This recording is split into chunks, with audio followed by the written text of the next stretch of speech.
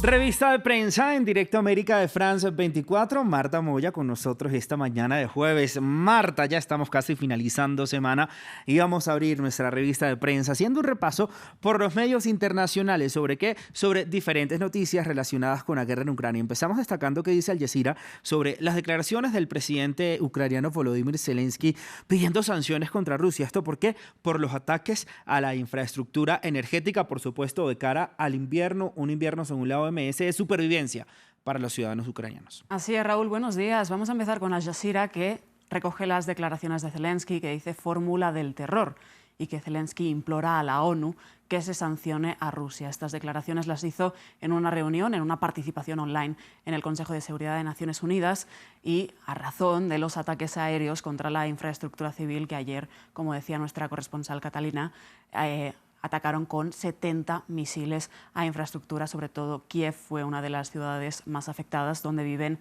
en esa área urbana 3 millones de personas, ¿no? Y esto, Zelensky dice que son crímenes de guerra porque ataca a la población civil, aunque sea de manera indirecta, una población civil indefensa.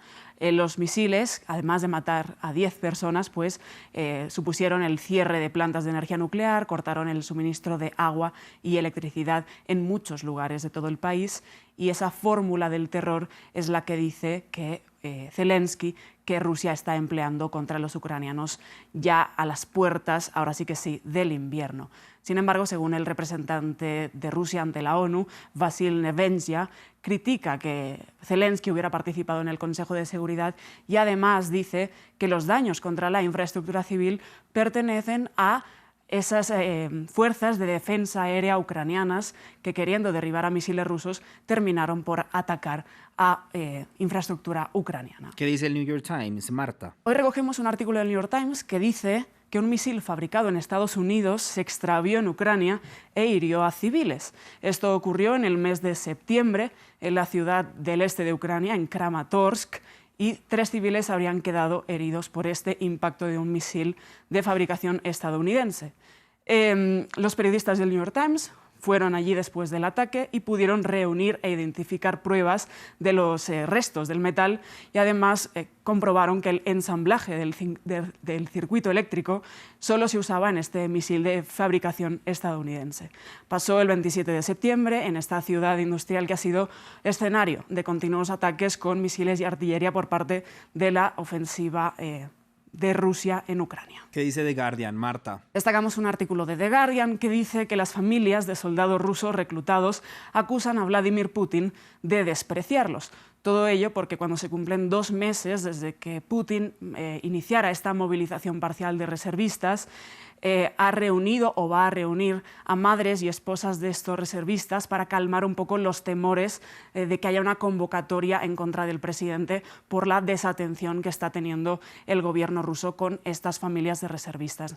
Los defensores de las familias han dicho que el Kremlin está escenificando esta reunión, pero que están siendo ignorados por el gobierno ruso, y además destaca este artículo de The Guardian unas declaraciones de Valentina Melnikova, que es una veterana defensora de derechos humanos, que dice que no le han invitado y que además está siendo muy complicado reunir las quejas por la represión del gobierno ruso, tanto en la disidencia online como en las manifestaciones públicas. Rápidamente finalizamos este tema con Medusa, Marta. Sí, como lo comentábamos en el informativo, la Duma del Estado aprueba una ley que prohíbe la propaganda LGTB entre todas las edades, ¿no? Esto ha sido aprobado por 400 diputados federales.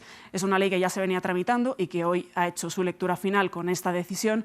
Y como decíamos, Raúl, pues al final se prohíbe la propaganda en relaciones no tradicionales, sobre las personas LGTB, la propaganda sobre la pedofilia, y en Internet, en películas, en la publicidad, en todos los medios, ¿no? Y decíamos que la horquilla de sanciones por infringir esta ley va desde los $3.000 hasta los casi 83.000.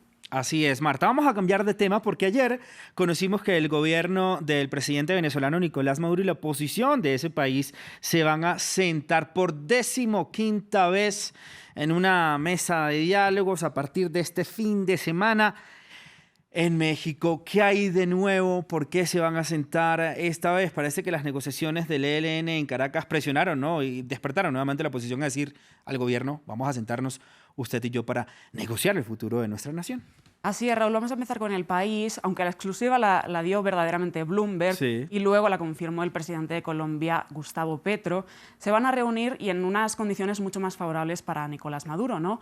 Porque ya se reunieron en 2021 y después cortaron las negociaciones tras la detención de Alex Saab, que es un empresario colombiano muy afín a Nicolás Maduro, y se espera que ahora estas conversaciones avancen porque, sobre todo, Estados Unidos ha relajado o quiere relajar las sanciones para impulsar también esa industria petrolera. El espectador, ¿qué dice, Marta? El espectador se pregunta, ¿no? ¿Por qué negociar ahora? Y lo que comentábamos, ¿no? Las condiciones son mucho más favorables ahora que hace un año, explícitamente, por la relajación de las sanciones, no solo de Estados Unidos, sino también de todo el bloque occidental para con el gobierno de Nicolás Maduro. ¿Qué dice la agencia de noticias Reuters? De Reuters destacamos también una exclusiva que dice que Estados Unidos estaría preparando una autorización para que Chevron pudiera impulsar la producción de petróleo en Venezuela.